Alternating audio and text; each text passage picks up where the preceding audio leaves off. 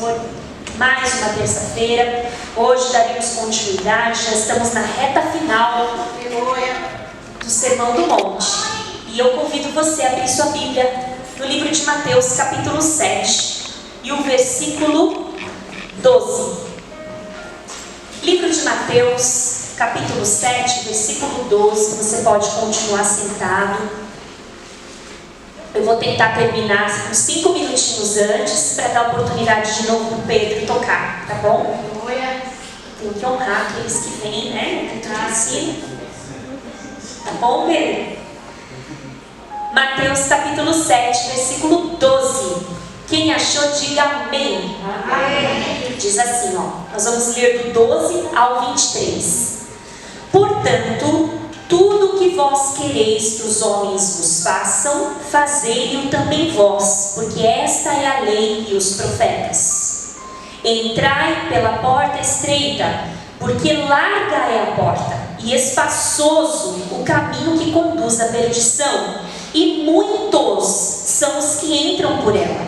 E porque estreita é a porta e apertado o caminho que leva à vida, e poucos há que a encontrem. Acautelai-vos, porém, dos falsos profetas que vêm até vós, vestidos como ovelhas, mas interiormente são lobos devoradores. Por seus frutos os conhecereis. Porventura, colhem-se uvas dos espinheiros ou figos dos abrolhos? Assim, toda árvore boa produz bons frutos, e toda árvore má produz frutos maus. Não pode a árvore boa dar maus frutos, nem a árvore má dar frutos bons. Toda árvore que não dá bom fruto, corta-se e lança-se no fogo. Portanto, pelos seus frutos os conhecereis. Nem todo que me diz, Senhor, Senhor, entrará no reino dos céus, mas aquele que faz a vontade de meu Pai que está nos céus.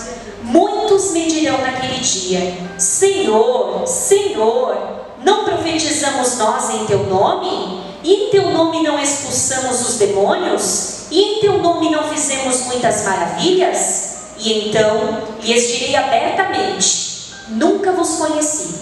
Apartai-vos de mim, vós que praticais a iniquidade. Oremos. Deus querido, Deus maravilhoso, obrigado por essa palavra. Nós estamos nesse momento entrando na sua palavra e queremos que a sua palavra entre em nós. Habita a tua palavra no nosso ser, na nossa alma, no nosso espírito. Repreenda a angústia, repreenda a distração, a negligência. Que o Senhor tire toda a displicência do nosso ser. Que nesse momento nós possamos nos concentrar no que o Senhor quer nos ensinar nesta noite, para a honra e glória do seu nome. Amém. Aleluia.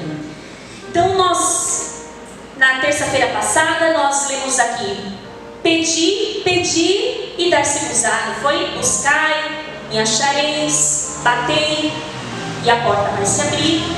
E nós entendemos esses versículos ponto a ponto, e nós vamos fazer a mesma coisa agora. Veja que no versículo 12, ele está continuando. Nós paramos aqui, né? Se vós, pois, sendo maus, sabeis dar boas coisas aos vossos filhos, quanto mais vosso Pai que está nos céus dará bens aos que lhe pedirem? Aí a gente terminou na terça-feira passada no versículo 11. Aí ele fala assim, portanto, ou seja, eu só falo portanto porque eu estou já no assunto. Então ele está falando, portanto, tudo que vós quereis que os homens vos façam, fazei-o também vós, porque essa é a lei e os profetas. Esse versículo aqui, e na verdade essa verdade, ela é considerada como uma regra de ouro, chamada até de lei áurea, uma regra de ouro, onde a qual nós podemos utilizar para nós vivermos bem, não só no mundo, como também entre nós crentes. E como nós lemos já em Mateus 5, versículo 17, que Jesus não veio revogar a lei, mas ele veio cumpri-la. Então nós entendemos que aqui existe um mandamento, aqui existe uma lei nesse versículo 12. O ensinamento que se dá em muitas religiões começa com não. E aqui é uma afirmação. O que as outras religiões falam? Elas falam assim: não faça aos outros o que você não gostaria que fizessem para você. Isso é o que a lei dos homens, de algumas religiões, ensina. Então, o que é odioso para você, não faça, de novo não faça com os seus semelhantes. E aí Jesus, ele muda, ele fala assim: faça aos outros tudo o que você gostaria que fizessem para você. Olha que interessante. E por que isso? Porque a forma, quando o homem fala assim, não faça para os outros o que você não gosta que faça para você, você vai viver uma pessoa neutra, você não vai fazer nem o bem e nem o mal.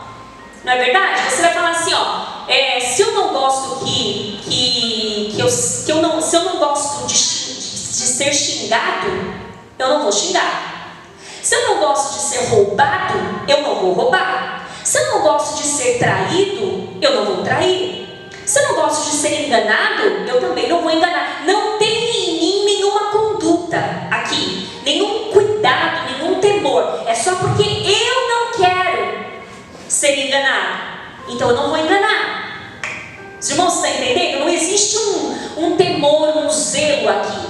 É só por causa de mim, e tão somente por causa de mim. Como eu não gosto, eu não quero ser amaldiçoado, eu não vou amaldiçoar. Como eu não gosto de ser odiado, também não vou odiar. Como eu não gosto de apanhar, eu também não vou bater. Então eu vou continuar sendo um cidadão neutro, né? Não faço bem, também não faço mal. E Jesus, ele fala: na verdade, eu quero que você seja ativo. Faça com os outros o que você gostaria que fizesse com você, porque essa é a lei. Olha que interessante, essa é a lei. Não é só para você simplesmente não fazer o mal, faça o bem, aquilo que você gostaria que fizesse para você. Então, por exemplo, se você gosta de ser amado, ame. Se você gosta de receber presentes, dê presentes. Se você gosta de ser valorizado, valorize. Se você gosta de ser elogiado, elogie. Se você gosta de ser bem-vindo, querido num lugar, também receba bem as pessoas. Então, no ensino de Jesus, ele aprecia o que você faz para os outros de bom, que você gostaria que fizessem para você. Não quer dizer uma troca. Não quer dizer uma troca. Aqui não quer dizer uma troca. Eu vou dar um presente porque alguém vai me dar um presente. Não. Eu gostaria de receber um presente, por isso eu vou dar um presente. Eu gostaria de fazer tal coisa, que fizessem tal coisa para mim, por isso eu vou lá e vou fazer. E não se trata então de uma troca e nem espera de recompensa, mas tudo se resume num único mandamento: o amor. Tudo se resume nesse versículo no amor.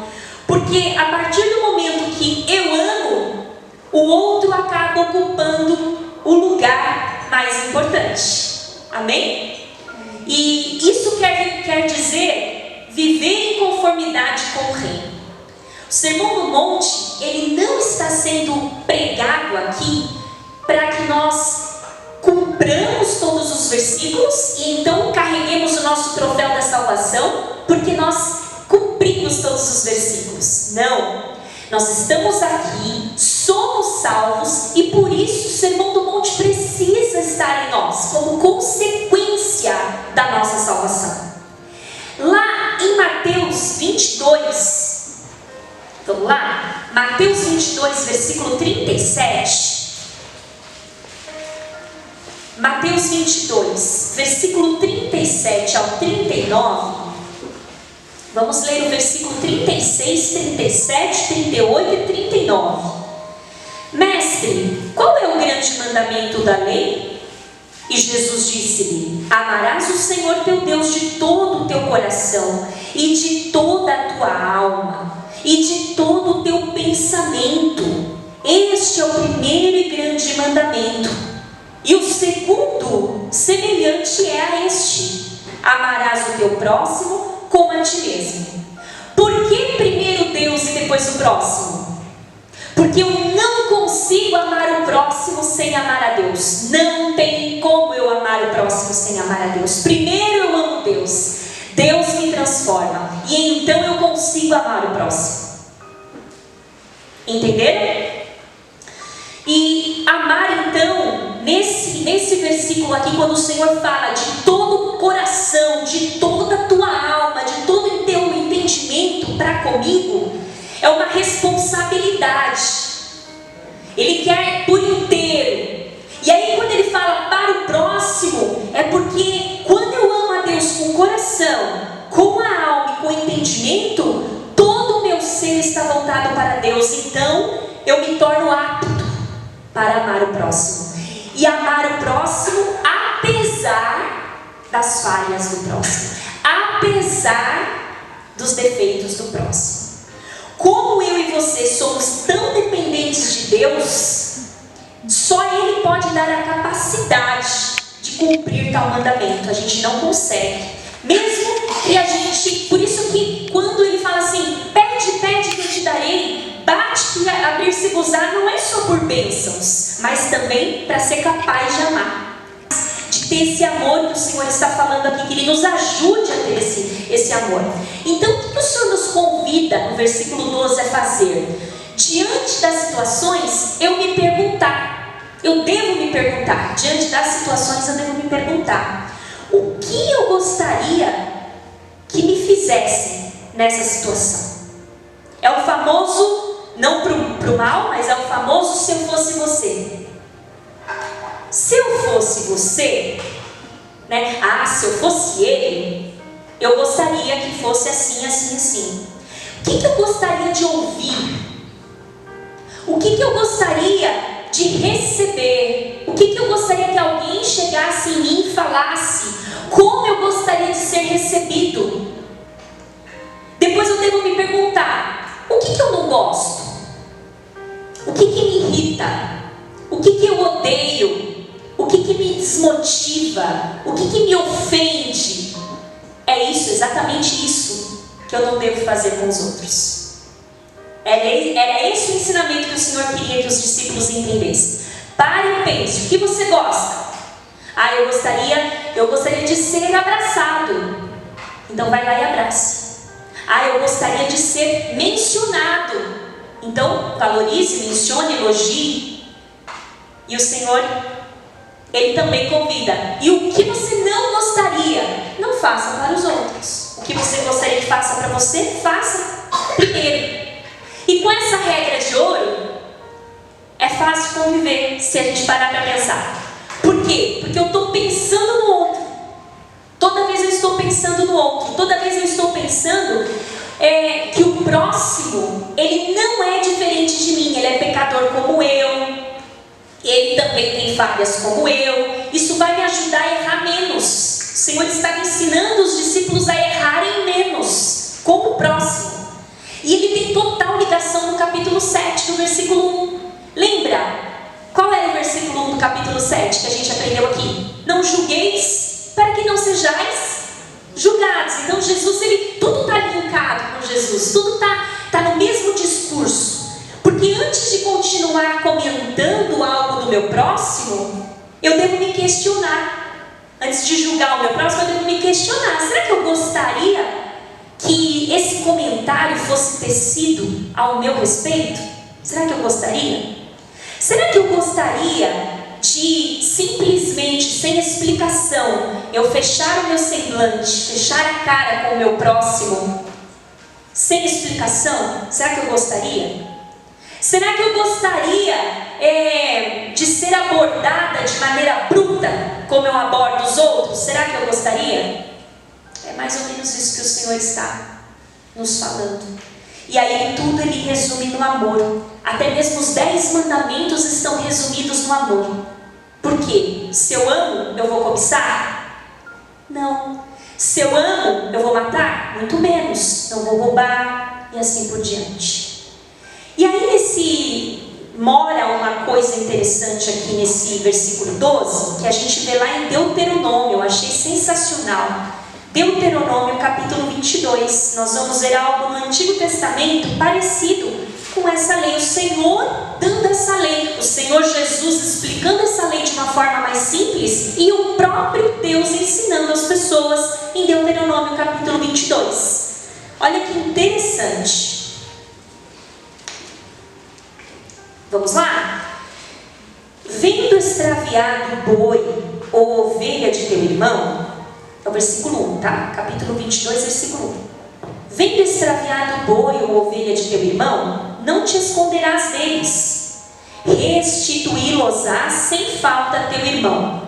E se teu irmão não estiver perto de ti, ou tu não o conheceres, recolhe-los-á na tua casa, para que fiquem contigo, até que teu irmão os busque, e tu lhes tornarás a dar. Assim também farás com o seu jumento, e assim farás com as suas vestes, assim farás também com toda coisa perdida, que se perder de teu irmão e tu a achares, não te poderás esconder. O jumento que é de teu irmão, ou o seu boi, não verás caído num caminho, e deles te esconderás, com ele os levantarás sem falta.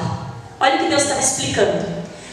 Quando você estiver num lugar e o boi do seu vizinho sair perdido, extraviado, você sabe, o Senhor estava falando, você sabe que ele pertence a alguém, vai lá, pega aquele boi, se você não conhece o vizinho, recolhe contigo e espera alguém vir buscar, o dono vem buscar, mas não é assim, não é meu, não é meu mesmo.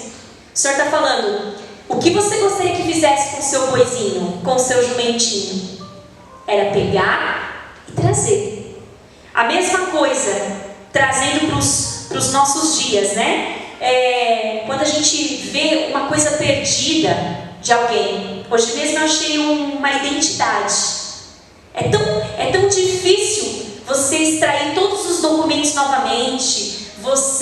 Falando de uma coisa bem simples, mas tem pessoas que perdem coisas muito maiores, de valores maiores, e não são devolvidos. O que você faria, né? O que você faria se você achasse? O que você faria? O que será que a pessoa que perdeu, como que essa pessoa vai receber quando você falar assim, olha, eu achei? É de uma alegria tão grande, não é verdade? Você está num local movimentado, de repente você olha, cadê seu filho? Perdeu, no meio da multidão. O que você gostaria que fizessem? Atenção, atenção! Fulano de tal, procura a mãe, procura o pai. É isso que você gostaria. Então quando você vê alguém perdido, é que o Senhor está falando, quando você olhar alguém sem direção, perdido, que é do outro, faça alguma coisa. Faça alguma coisa.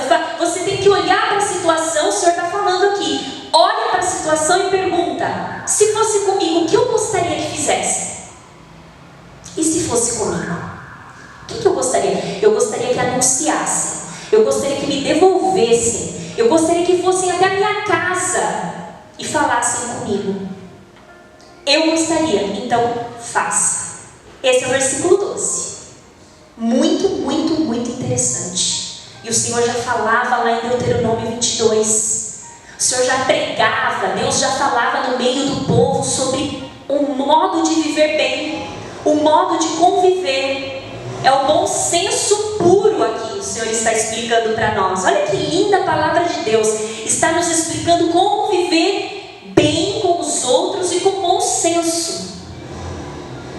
E olha que interessante, se você verificar, está passando no local, o Senhor está falando, ali no versículo, no capítulo 22 de Deuteronômio, você viu que um animal caiu numa vala, não é seu, está morrendo afogado ali, mas não é seu. O Senhor está falando, não deixa morrer, pega, porque e se fosse a sua? Você gostaria que alguém deixasse morrer? Não. Então você vai lá, resgata. Não importa que você não saiba do dono. Você vai deixar ali, o dono vai aparecer. Era essa a mensagem de Deus. Aí Jesus vem para o versículo 12 e fala. Não fala nada disso. Assim, dando exemplos do convívio. Mas ele fala assim, olha, é o seguinte. O que você gosta, faz para o outro. Simples assim. O que você gosta que façam para você, façam para o outro. Por exemplo, quem é inconveniente, barulhento e tudo mais, ele não pensa no outro, não é verdade? Não pensa, porque você poderia, se colocar no lugar. Será que essa hora da noite é legal ficar fazendo um barulho desse com moto? Não, senão é ético falar isso. Chega alguém na sua casa, a boca está seca, querendo uma água, e você fica lá, blá, blá, blá, blá, blá. O que você gostaria que alguém fizesse para você se você chegasse com a boca seca? Acabou de tomar uma chuva, chegou na casa da pessoa toda ensopada. O que você gostaria que acontecesse? Tem irmãos que eles só gostam de ser convidados. Olha, vem na minha casa, e ele vai.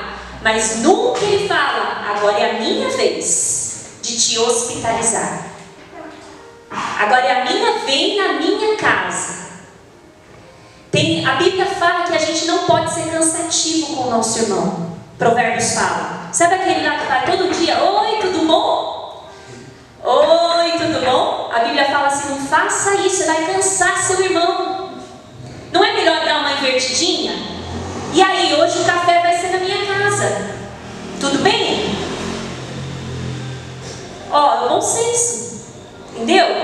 É o bom senso. E aquele que sempre é convidado tem que parar para pensar, puxa, será que eu não estou sendo inconveniente também? De toda hora estar lá para jantar, para almoçar, para tomar café. Eu vejo a irmã saindo de roupão do banho porque ela não tem privacidade, eu fico lá. E aí, dá o horário, as crianças vão dormir e nada. E aí, o Senhor nos ensina esses bons modos. Crente que não tem horário, sabe? Qualquer horário é horário de ligar para outro, sabe? Tem hora que não, né, irmãos? Tem hora que não. Qualquer horário. O irmão está lá dormindo já, não é nada urgente. 10h30, 11 horas. Ô irmão, tive um sonho. Queria conversar um pouquinho, Irmãos, o Senhor nos ensina a não sermos chatos. Sabia? Crente já tem esse negócio. Numa placa. Crente chato. E ainda a gente ainda não tem o bom senso, aí pronto. E o Senhor nos ensina, olha, a palavra nos ensina. Se nós formos inconvenientes, é porque nós queremos ser. Porque o Senhor nos ensina. Nos ensina. Sabe, não tem aquele ditado que fala que um pingo é um i? Não é assim? Tem gente que não, irmãos. Tem gente que você precisa explicar e às vezes constranger. Irmão, eu preciso dormir. Eu preciso dormir, mãe tem que levantar cedo. Irmão, estou falando aqui um exemplo de casa, mas existem muitos outros, sabe? Irmão que só empresta, toma emprestado e nunca empresta, e nunca devolve, E nunca devolve. É mantimento, é livro, é sapato, é roupa, é nome. Presta seu nome, precisa fazer uma compra, suja o nome, o dele está sujo, ele não se contenta, suja do outro. Quando vê a congregação inteira está com o nome sujo por causa dele. O Senhor nos ensina coisas simples, mas nós não fazemos. Falar alto, em público, Às vezes na fila do banco você acaba escutando toda a conversa que você não quer. Áudio de WhatsApp, ninguém põe mais fone de ouvido, fica você escuta tudo, a mulher xingando o marido xingando a mulher, aí quando ele vê que é xingo, ele põe no mudo, coloca na orelha, e assim vai. Nós perdemos o senso do quanto a minha vida começa a incomodar ou atrapalhar a vida do outro. E o Senhor fala: aquilo que você quer que os homens façam para você, faça para os outros. Amém? Se devemos amar o outro tal qual nós nos amamos, por que esse próximo ele não tem sido alcançado com amor? Se a Bíblia fala assim, primeiro você ama Deus, depois você ama o próximo, por que o próximo não está sendo alcançado com o nosso amor? Porque nós estamos amando de maneira errada. Por que estamos amando de maneira errada? Porque estamos primeiro amando a nós mesmos, de maneira insuficiente, de maneira sem limite. O que o mundo fala? Ame-se, ame-se, se dê valor. É verdade, mas coloque o outro no seu lugar. Por isso que o Evangelho, ele é difícil, entendeu? Não quer dizer normas, regras, não. Colocar o outro no lugar. Só aí a gente já fica um culto falando sobre isso. Colocar o outro no lugar em diversos aspectos. Saber o que o outro está pensando, tentar imaginar o que o outro está pensando de você. Tem gente que fala assim: meu amigo, pode pensar o que quiser de mim. Nós somos a carta aberta de Cristo, a Bíblia escrita. Essa semana eu vi uma frase de Charles Spurgeon que dizia assim: se o mundo não lê a Bíblia, o mundo vai ler você, que é a única parte da Bíblia que tem aqui no mundo. Então, o mundo não vai pegar a Bíblia para ler, mas ele lê você. Ele vai ver suas atitudes, seu comportamento. Então, ele está lendo a Bíblia, porque o Senhor falou que nós somos a carta aberta.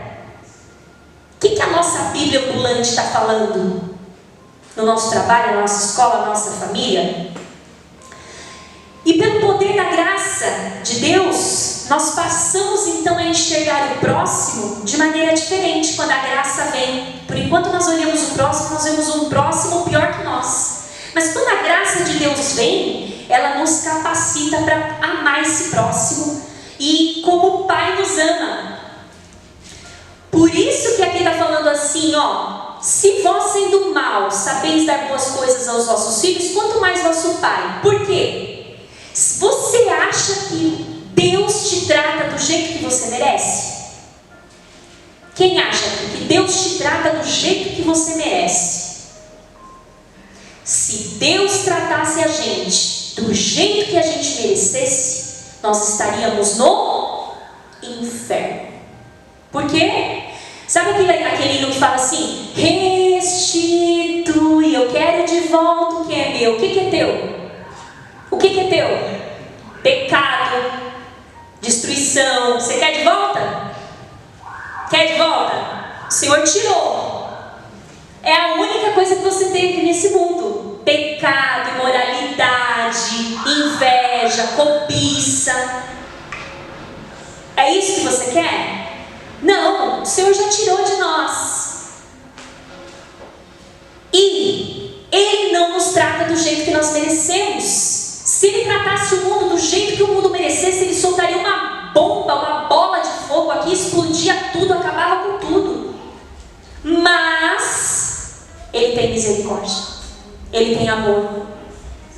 O olhar para Ele, o olhar dele para nós, quando Deus olha para nós, Ele não enxerga nós, Ele enxerga quem? Cristo em nós, a esperança da glória. Amém? Amém. Entendido o versículo 12? Amém. Versículo 13. Entrai pela porta estreita, porque larga a porta espaçoso o caminho que conduz à perdição, e muitos são os que entram por ela. E porque estreita é a porta e apertado o caminho que leva à vida, poucos há que a encontrem. Olha que interessante. Não é poucos há que entrem nela. Poucos há que a encontrem. Por quê? Porque ela é muito estreita. A porta. Aqui o Senhor, olha que interessante. Aqui o Senhor, Ele nos dá a oportunidade de escolha. Ele fala aqui, existe uma escolha para nós. Porta larga, caminho largo. Porta estreita, caminho difícil. Senhor fala. E existem dois destinos também. O meu não decidir por Cristo já é uma decisão. O homem neutro fala assim, não, eu não quero ser crente, também não quero Jesus, também. Se você não quer Jesus, você quer o outro. Porque não tem três, não tem terceiro caminho. Então, ou você quer andar na porta estreita, ou você quer o caminho largo. Mesmo que você não diga, eu quero o caminho largo. Quando você fala não para a porta estreita, você já está no caminho largo. Quando você fala não para Jesus, você já está adorando quem? Satanás. É automático. Você não precisa dizer, eu adoro. Não. Basta você falar, não vou andar com Jesus. Então, você vai andar com outra pessoa. Não tem uma terceira. Não tem uma terceira. Vamos conferir? Mateus 11, versículo 27. Mateus 11 e o versículo 27 diz assim: todas as coisas me foram entregues por meu Pai, e ninguém conhece o Filho senão o Pai, e ninguém conhece o Pai senão o Filho, e aquele a quem o Filho o quiser revelar. O que o Senhor está falando aqui? Tudo foi entregue para Ele. Tudo que é do Pai é dele, tudo que é dele é do Pai. E somente vai conhecer o Pai aquele que Ele revelar. Revelar a verdade. Não tem aquelas pessoas que vêm anos e anos e anos na igreja, não acontece nada, não muda, não enxerga. A verdade não foi revelada. A gente tem que orar, Senhor, revela a verdade para essa pessoa. Revela, Senhor, revela para ela, mostra em sonho, mostra, Senhor, de alguma forma, revela a sua verdade para essa pessoa. Vamos conferir agora em Atos. Atos, capítulo 4, versículo 12. Atos. Antes de chegarmos em Atos, vamos na sequência? João 3, a gente já vai na sequência. João 3, versículo 18. Bem famoso esse versículo. Olha só. Quem crê nele não é condenado, mas quem não crê já está condenado, porquanto não crê no nome do unigênito Filho de Deus. Porque Ele é a solução para o nosso pecado. Ele é a solução para a nossa culpa. Então, quando a gente não crê nele, a culpa já nos condena. Então, já estamos condenados. Ele é quem tira a nossa culpa. Ele é quem tira o nosso pecado. João 14, versículo 6. Olha que interessante esse aqui. João 14 e o versículo 6. João 14 e o versículo 6 diz assim: disse-lhe Jesus, eu sou o caminho e a verdade e a vida, ninguém vem ao Pai senão por mim. Ou seja, o acesso é exclusivo de Deus. Amém? Não tem outro caminho, não tem outra forma, não tem outra vertente. O que o mundo fala? O mundo fala assim, todos os caminhos levam a Deus. Todas as religiões levam a Deus. O importante é buscar a Deus. Se você tem amor no coração, é o que importa. Vai embora, Deus é o mesmo. É isso mesmo? Acabamos de ler aqui que não. Atos, capítulo 4. Agora sim, Atos. Atos, capítulo 4. No versículo 12 e 13. Olha que lindo. Olha que lindo. E em nenhum outro há salvação. Pedro estava aqui pregando. Em nenhum outro há salvação, porque também debaixo do céu nenhum outro nome há dado entre os homens pelo qual devamos ser salvos.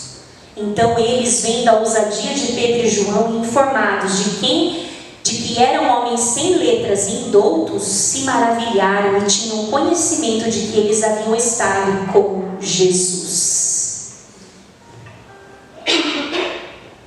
Olha que interessante. Jesus aqui, por que o caminho é estreito?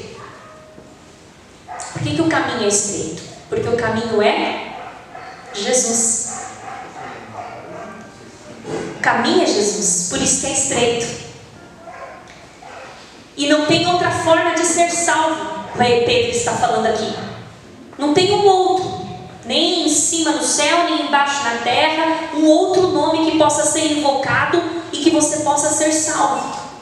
Aí nós vamos na primeira carta de João, na primeira epístola. Vamos lá, 1 João, capítulo 5. Até agora a gente leu Evangelhos. Vamos conferir em 1 João, capítulo 5, e o versículo 12. Vamos lá. Vamos exercitar os nossos dedos. João 5,12. Quem tem o Filho tem a vida. Quem não tem o Filho de Deus não tem a vida. Simples assim. Simples, não tem muito o que fazer de matemática aqui. Ele fala assim: quem tem o Filho de Deus tem a vida, quem não tem a vida. Pronto, acabou. João foi sucinto. Acabou. Não tem explicação aqui. E ele fala assim: então tem duas portas, dois caminhos, né? O fato de eu ser neutro já mostra uma escolha. Então, quando eu sou neutro num determinado assunto, eu já mostro a minha escolha. Muita gente diz que odeia o diabo, mas ainda não se decidiu por Cristo, e não sabe que enquanto ele não se decide por Cristo, ele anda lado a lado com o diabo.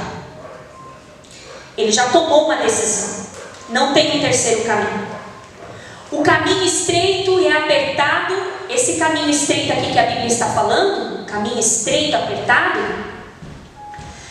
é um caminho, que existe limite nesse caminho. Por isso que ele é apertado. Nesse caminho, imagina aí você agora, é um caminho cheio de sinalizações, o caminho estreito. É um caminho cheio de sinalizações, cheio de detalhes, limites muito claros de até onde pode andar, até onde pode ir. E esses limites, eles já foram revelados nas Escrituras. Não tem uma coisa inventada. É um caminho difícil, mas não é impossível. É difícil de ir por esse caminho sozinho, mas com a graça de Cristo ele se torna um caminho possível, não fácil, possível. O caminho largo, ele é bastante espaçoso.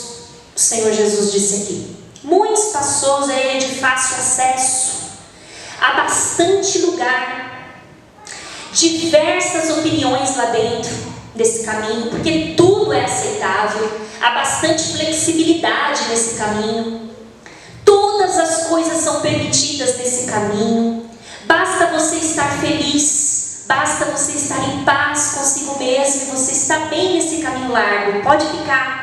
Quem manda no caminho largo é o seu sentimento. Então, se você não está sentindo que isso é um adultério, tudo bem. Se você não está sentindo que o aborto é pecado, tudo bem. Está em paz? Mata a criança e tudo bem. O importante é você estar em paz. Esse é o caminho largo. O importante é o seu coração estar brilhando de felicidade. Não há limite para a sua felicidade. Está tudo bem. Você pode ser o que você quiser. É o seu corpo, as suas regras. Eu bebo porque o fígado é meu. Está tudo bem. Quem que paga minhas contas? Não sou eu? É isso aí. São essas pessoas mesmo que estão no caminho largo. Tudo é relativo. A Bíblia tem várias interpretações, tem várias, eu prefiro ficar com essa daqui. Cada um entende do jeito que quiser a Bíblia. Por isso que se diz, no meu entendimento, o versículo tal está falando assim. No meu entendimento, a minha interpretação diz que o inferno não existe. E que talvez o inferno não seja tão ruim assim, se ele existir. Porque, afinal, a terra já é parte do inferno. parecer tão ruim assim. A porta que leva para esse caminho largo também é uma porta larga. É uma porta que toda bagagem que você quiser levar, você pode passar por ela. É tranquilo. Você quer levar, você não precisa deixar nada para trás. Você pode levar o seu orgulho, você pode levar a sua ambição. Você não precisa mudar nada. Continua do jeito que você está. Coração sujo, cheio de inveja, ciúmes, ressentimento. O fofoqueiro vai entrar com a fofoca, o encrenqueiro entra com a encrenca, tudo, não tem estresse, ninguém briga por nada, pode entrar. O beberrão vai entrar com a sua bebida, o glutão vai entrar com a sua comida, vai entrar comendo inclusive. Os briguentos com as suas brigas, com as suas raivas, aquele que não perdoa vai estar carregado com a mochila do ressentimento. 901, alguém lhe ofendeu, ele vai entrar com a mochila. Porque é proibido deixar para trás. Tem que levar no caminho largo, a porta larga. Mas a porta que leva ao caminho estreito é uma porta estreita, de fato. Ao ponto que aqui, quem quer entrar tem que procurar por ela. A porta larga, ela está lá, bem vista. Tanto é que aqui está falando, muitos são os que andam e entram por ela. Por quê? Vocês já viram o efeito manada? O efeito manada é assim, ó. Você está andando na rua, você vê um monte de gente correndo, você vai também. Você não sabe o que é o efeito manada. Tá todo mundo olhando para um lado. Você para e fica procurando também. O que será que estão olhando ali? Esse é o efeito manada. A porta estreita já não é assim. A Bíblia fala, são poucos os que entram. Não vai ter multidão. O Senhor Jesus já sabia que os seus seguidores seriam poucos.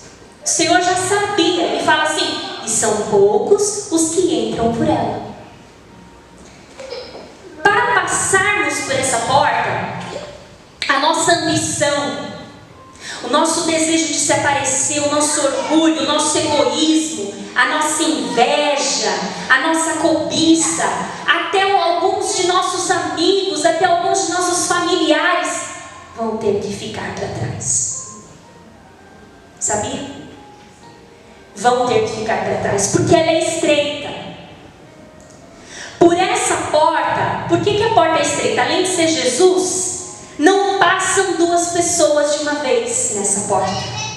É um por vez. João 10, versículo 9. Vamos ver essa porta. João 10, 9 diz assim: eu sou a porta. Se alguém entrar por mim, salvar-se-á. E entrará, e sairá, e achará passagens. A porta larga conduz à destruição. Jesus não entrou em detalhes do que era essa destruição.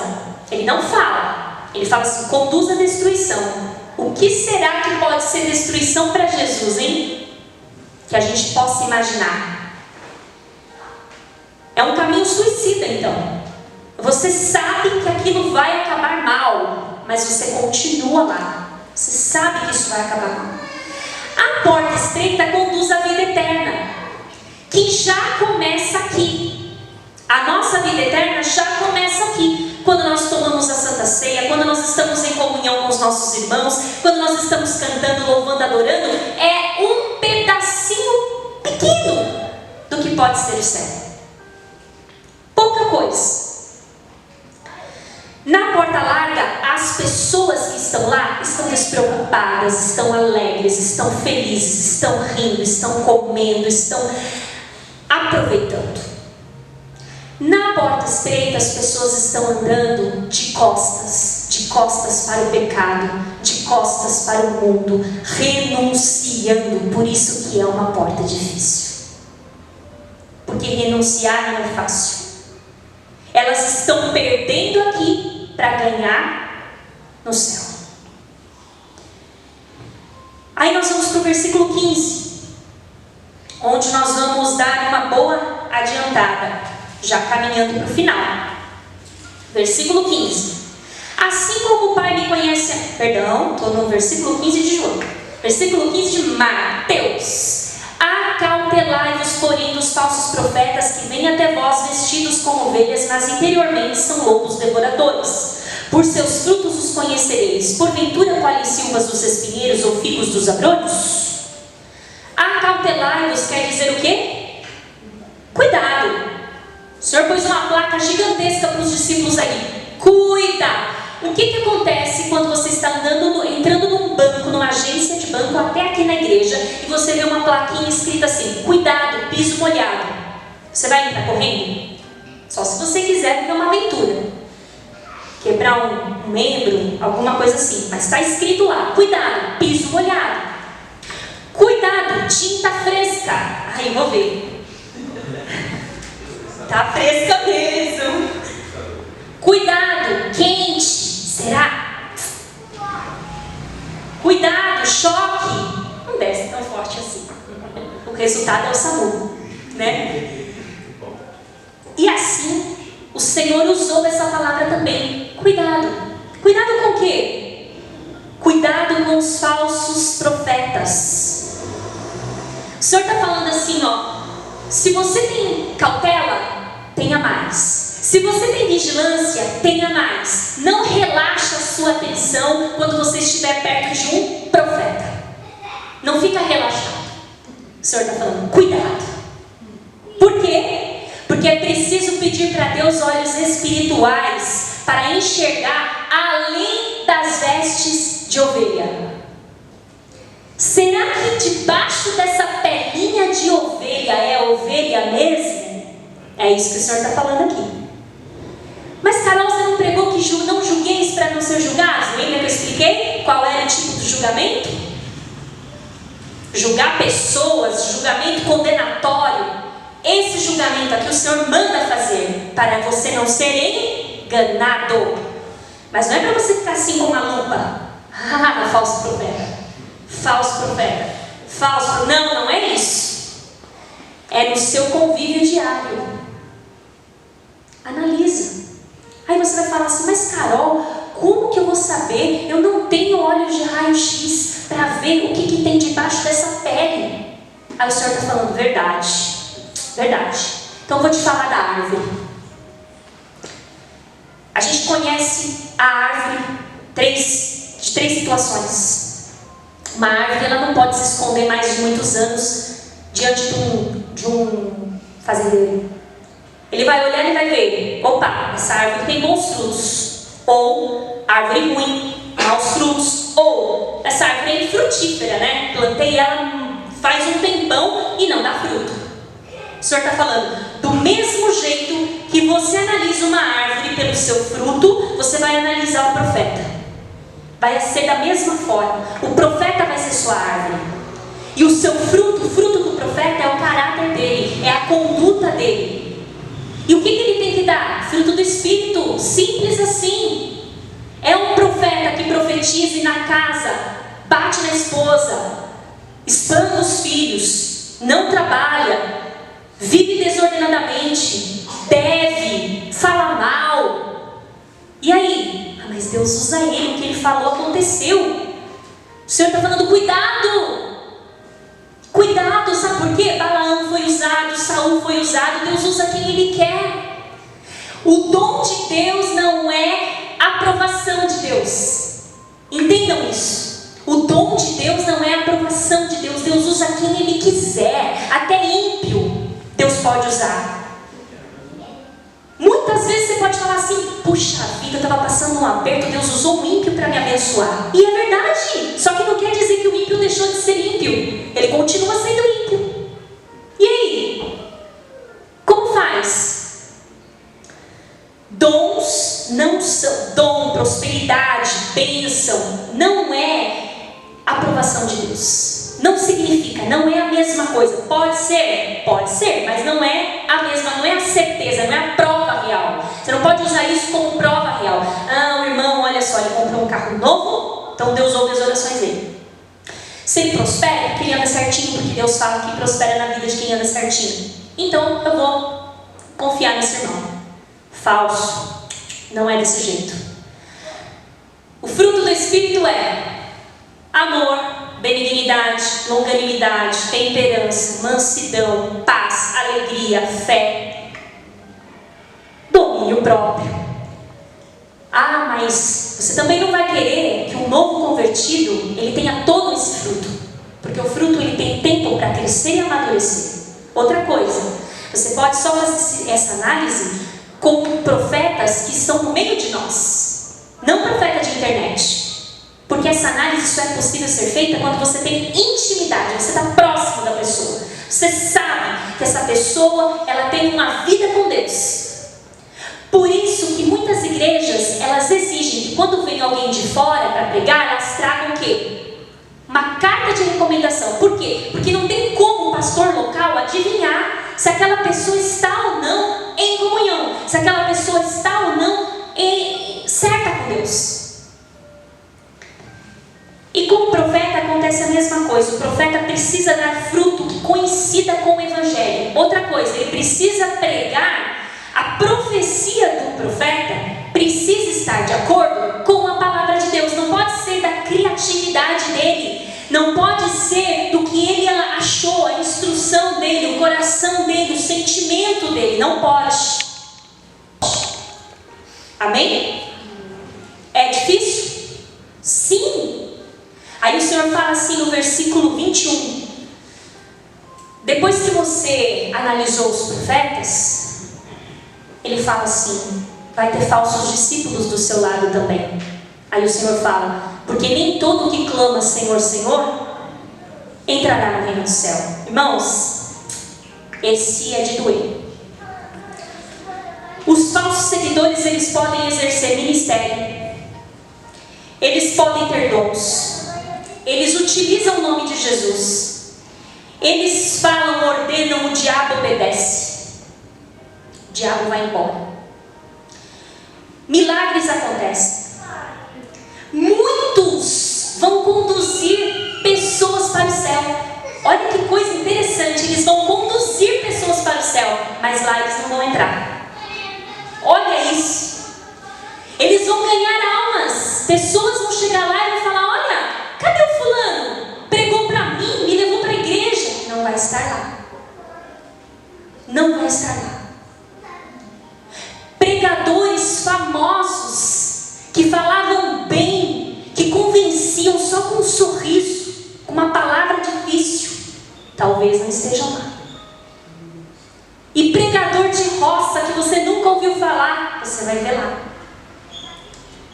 Você vai ver lá. Irmãos que eu falava assim: ah, esse irmão aí, não sei se ele tem Deus não, nunca vi ele chorar, nunca vi ele chorar, falar línguas estranhas. E aquele que falava, que pulava, que banco voava, quebrava púlpito, talvez não esteja lá. Está vendo como isso não é um termômetro?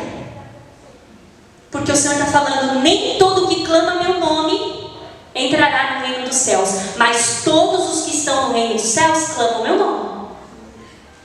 Porque é necessário que eu fale com a minha boca, eu confesse com a minha boca. Só que o Senhor está falando: nem sempre isso vai ser verdadeiro. Nem sempre. E isso é um problema que pode acontecer com cada um de nós. Sabia? Falamos como crente, andamos como crente, crescemos no lar crente, somos doutrinados, amamos a doutrina, amamos o Senhor, mas precisamos sempre perceber se os nossos frutos são frutos de arrependimento. Porque cada um, não é só o ímpio não, cada um que está aqui nessa noite corre o risco. Corre o risco. Na hora que eu estava estudando essa palavra, cada um corre o risco de não examinar direito os seus motivos, de achar que porque você chora emocionado na presença de Deus, você está cheio do Espírito, de achar que você tem revelações de Deus e você está cheio do Espírito, mas de fruto do Espírito você não tem nada. Essa é a frase que eu acho que ninguém quer ouvir do Senhor. Apartai-vos de mim. Apartai-vos de mim, vós que praticais a iniquidade. E o Senhor está falando que não são poucos. Muitos me dirão naquele dia: São pessoas que clamam o nome do Senhor. Senhor, Senhor. São pessoas que estão clamando, pedindo, orando para o Senhor, cantando para o Senhor. Estão na casa de Deus, não são desconhecidos de Deus. E eles ainda vão falar: Senhor, como assim? Eu profetizei, eu cantei, eu orei, eu fiz muita coisa, evangelizei, eu ganhei almas. Lembra do meu nome? Ó, eu aqui. Não te conheço. Não te conheço. Senhor, mas eu não faltei nenhuma santa ceia. Eu devolvi o dízimo. Eu não te conheço. Irmãos, triste, né?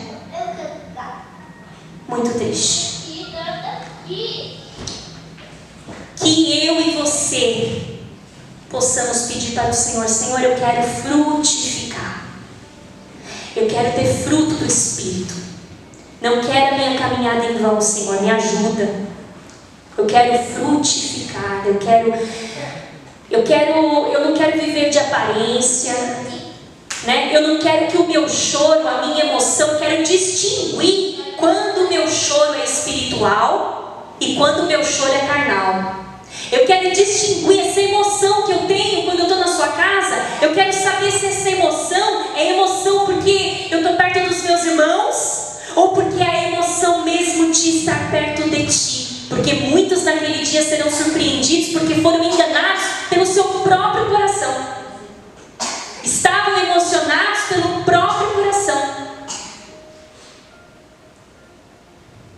Que o Senhor nos ajude nessa noite, não na outra, nessa noite. Que o Senhor nos ajude a entender o nosso posicionamento na casa do Senhor. O porquê estamos aqui, o para que estamos aqui, o que nós queremos, para que fomos feitos. Amém? Que os irmãos recebam esse estudo, que os irmãos meditem mais e mais nesse estudo. E na terça que vem, nós vamos finalizar esse estudo, onde a gente vai falar de outra coisa, que também é uma escolha: os 2 alicerces, onde nós vamos construir a nossa casa. E aí o Senhor termina o Sermão do Monte. Amém?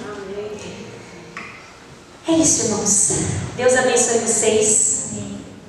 Eu até suspiro depois que a gente fala tal palavra, porque não é fácil. Imagina ouvir Jesus pregando isso no dia.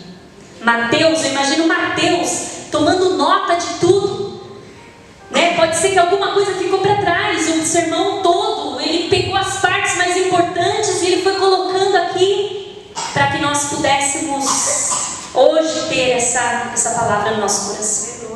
Amém? Eu quero convidar o Pedro então para ele louvar o Senhor, já que ele veio no culto de ensino. Estou muito feliz, né, pastor Afonso? Também! É você também, claro! Deus abençoe os irmãos. Palmas que exalta Jesus.